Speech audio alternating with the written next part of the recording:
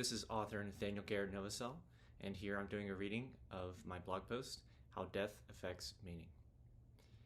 Now, many people will ponder death and immediately wonder why we're born at all if we're just going to die. The truth is, that's tempting, but it's incorrect in terms of how to look at life. We're born to live, not to die. Now, I get it. The idea that we're all just going to die one day and so it's all pointless seems profound and this big realization when you think about it. It seems like you've just seen that the emperor has no clothes and that no one else notices and they're all just going about their lives with no sense of what's going to happen to them. But obviously that's not true. And you just need one analogy to prove it. Let's say you wanted to go on vacation or on a trip somewhere. Maybe you want to go to Cabo, or you want to go and see the Rocky Mountains or something. Maybe you want to spend time on the beach or the mountains, or you want to see a lake. And then you come back home and get back to work and to your normal life.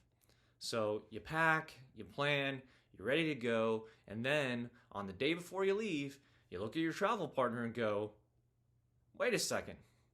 We're just going to go there and come back, right? Then why are we going? We're just going to come back here. This is pointless. The whole trip is putting off our real lives. And we're meant to be here. So travel is stupid. We're guaranteed to come back. Your travel partner, of course, would understandably think you'd lost your mind. You don't go on vacation to come back. You go to enjoy the experience. And you're glad that your vacation isn't forever because you have other things to do with your life. So it's just a temporary experience that you have. And when you're done, you move on to the next thing. And that's the point of life. It's to grow through experience. Goals aren't just imaginary or imagined, they're realized. And so you set a goal, you have the experience to get there, you achieve it, and then you go and do something else. It's a continuous series of new experiences to grow and expand as a human being. And yes, ultimately it does end, but the point of life is to have that experience, not just to commiserate over the fact that you're going to die one day. But here's one more analogy for you to see why death makes life better and more meaningful and not worse and pointless. So you're in school and you're given an assignment on day one that's due at the end of the semester, but it takes as long as you want to do it. You have another class with the same assignment, but you're given it 2 weeks before the end of the semester. Now, the question is, when does each assignment get started and get done? Well, if you're like most people, the answer is, you're going to start the assignment right before it's due and then finish it when it's due, right? Because, we're all procrastinators, right? And so if you have the whole semester, you'll just take the last couple weeks. If you got a couple weeks, you'll take the last few days of those weeks. And so the truth of the matter is that that people like deadlines. That's why they call them deadlines. People often don't do the things that they need to do until they have to do them. And life is short, which gives you that sense of urgency to start living it. If it were forever, you'd put off, having that whatever till tomorrow, that improvement, that experience, that trip around the world you've always wanted to do. And so actually death is significant because it helps you to make the most of your life, since it is, in fact, limited and therefore precious. In fact, many people will accomplish as much or more in their limited time on Earth than you would with 3 times the lifespan due to the motivation and the urgency that it provides. So, people who think that life is pointless are just missing the point. The meaning of life is growth through experience.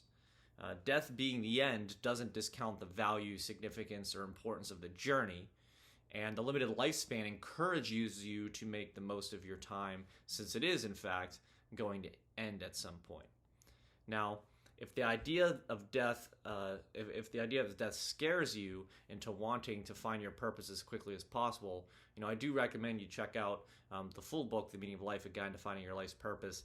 It has the list of 8 drivers of meaning and purpose. If you want to feel meaning, if you want to feel fulfilled, it's a great way to identify how you can get that feeling as quickly as possible. It's really good for cynics out there because It explains everything logically and is backed by science. So it talks about evolutionary biology and psychology.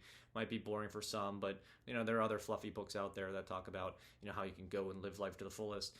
If you're more of a realist and want to know how it works scientifically, this is a better one for that option. And hopefully, if you use, say, the questions and exercises in the book, it'll help you figure out the meaning to the point where you'll have a whole life direction, mapped out for your future by the end of it. But if you're still wondering why anyone bothers to live when you die at the end, one final test you can use is inverting the logic. So if you're stuck here for 70 plus years, whether you live life happily into the fullest or you just waste it by being miserable and ornery, then why would anyone bother wasting it? Why would anyone just sit around waiting to die? And why choose to be miserable when you can choose to be happy? So if you're one of those people trying to use that negative logic to say, hey, it's all doom and gloom, we're all going to die, you can just as easily use that same negative mindset to say, well, geez, I'm a complete idiot if I don't make the best use of my time, because otherwise I'm choosing to be miserable, and that just makes me dumb. So if you're all into insulting and criticizing, you can turn that on its head and use it to criticize yourself for being cynical and for wasting your time being a cynic instead of pursuing something that will ultimately lead to more meaning and fulfillment. Thank you so much, and until next time.